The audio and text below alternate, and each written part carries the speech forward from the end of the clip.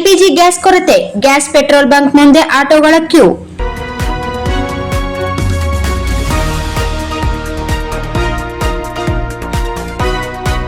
ಪಶ್ಚಿಮ ಏಷ್ಯಾದಲ್ಲಿ ನಡೆಯುತ್ತಿರುವ ಯುದ್ಧದ ಪರಿಣಾಮ ಎಲ್ಪಿಜಿ ಗ್ಯಾಸ್ ಕೊರತೆ ಉಂಟಾಗಿದ್ದು, ನಗರದಲ್ಲಿ ಆಟೋ ಚಾಲಕರು ತೀವ್ರ ಸಂಕಷ್ಟಕ್ಕೆ ಸಿಲುಕಿದ್ದಾರೆ.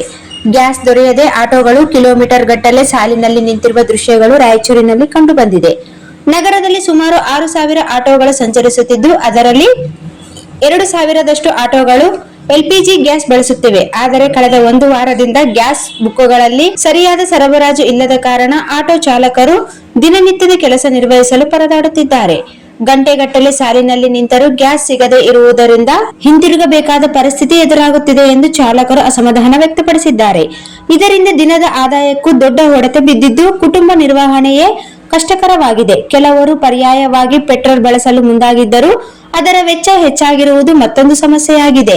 ಗ್ಯಾಸ್ ಕೊರತೆಯಿಂದ ಸಾರ್ವಜನಿಕರಿಗೂ ತೊಂದರೆ ಉಂಟಾಗಿದ್ದು, ಆಟೋಗಳ ಸಂಚಾರ ಕಡಿಮೆ ಆಗುತ್ತಿರುವುದರಿಂದ ಪ್ರಯಾಣಿಕರು ಸಂಕಷ್ಟ ಅನುಭವಿಸುತ್ತಿದ್ದಾರೆ. ಈ ಹಿನ್ನೆಲೆಯಲ್ಲಿ ತಕ್ಷಣ ಗ್ಯಾಸ್ ಸರಬರಾಜು ಸ್ಥಿರಗೊಳಿಸಿ ಆಟೋ ಚಾಲಕರ ಸಮಸ್ಯೆಗೆ ಪರಿಹಾರ ಕಲ್ಪಿಸಬೇಕು ಎಂದು ಸಂಬಂಧಿತ ಅಧಿಕಾರಿಗಳಿಗೆ ಚಾಲಕರು ಒತ್ತಾಯಿಸಿದ್ದಾರೆ. ಅಲ್ಲದೆ ಶುಕ್ರವಾರ ರಾತ್ರಿಯಿಂದ ಎಸ್ಎನ್ಟಿ ಬಳಿಯ ಗ್ಯಾಸ್ ಬಂಕ್ ಬಳಿ ಕಿಲೋಮೀಟರ್ ಗಟ್ಟಲೆ ಆಟೋಗಳು ನಿಂತಿದ್ದು, ಮಧ್ಯರಾತ್ರಿ 2 ಗಂಟೆಯವರೆಗೆ ಆಟೋ ಗ್ಯಾಸ್ ತುಂಬಿಸಿಕೊಂಡಿದ್ದಾರೆ.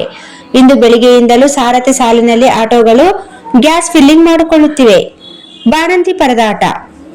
ಇಸ್ರೇಲ್, ಅಮೆರಿಕ ಮತ್ತು ಇರಾನ್ ನಡುವಿನ ಯುದ್ಧದಿಂದಾಗಿ ಜಾಗತಿಕವಾಗಿ ತೈಲ ಮತ್ತು ಅನಿಲ ಪೂರೈಕೆಯಲ್ಲಿ ವ್ಯತ್ಯಯ ಉಂಟಾಗಿದೆ. ಇದು ಆಟೋಗಳ ಸಂಚಾರಕ್ಕೂ ಅಡ್ಡಿಯಾಗಿದೆ. 2 ದಿನಗಳ ಹಿಂದೆಯಷ್ಟೇ ಆಟೋಗೆ ಗ್ಯಾಸ್ ಇಲ್ಲದೆ ರೋಗಿಗಳು ಪರದಾಡುತ್ತಿದ್ದ ಘಟನೆ ಬಳ್ಳಾರಿಯಲ್ಲಿ ನಡೆದಿತ್ತು. ಗ್ಯಾಸ್ ಇಲ್ಲದಿದ್ದರಿಂದಾಗಿ ಆಟೋ ಚಾಲಕ ಸುಮಾರು 5-6 ಕಿಲೋಮೀಟರ್ ಆಟೋವನ್ನು ತಳ್ಳಿಕೊಂಡೇ ಬಂದಿದ್ದರು. ನಂತರ ಗ್ಯಾಸ್ ಬಂಕ್ನಲ್ಲೇ ಸಿಲುಕಿಕೊಂಡು ಪರದಾಟ ನಡೆಸಿದ್ದರು.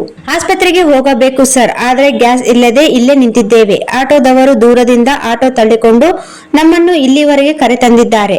ಆದ್ರೆ ಇಲ್ಲಿಯೂ ಗ್ಯಾಸ್ ಸಿಗ್ತಿಲ್ಲ. ಹೆರಿಗೆಯಾಗಿ 9 ದಿನ ಆಗಿದೆ. ಸರ್ಕಾರಿ ಆಸ್ಪತ್ರೆಗೆ ಹೋಗಬೇಕು ಅಂತ ಆಟೋ ಹತ್ತಿದ್ವಿ. ಬಾಣಂತಿಯ ಹೊಲಿಗೆ ಬಿಚ್ಚಿಸಲು ನಾವು ಆಸ್ಪತ್ರೆಗೆ ಹೋಗುತ್ತಿದ್ದೇವೆ ಎಂದು ಬಾಣಂತಿ ಕುಟುಂಬಸ್ಥರು ತಿಳಿಸಿದರು.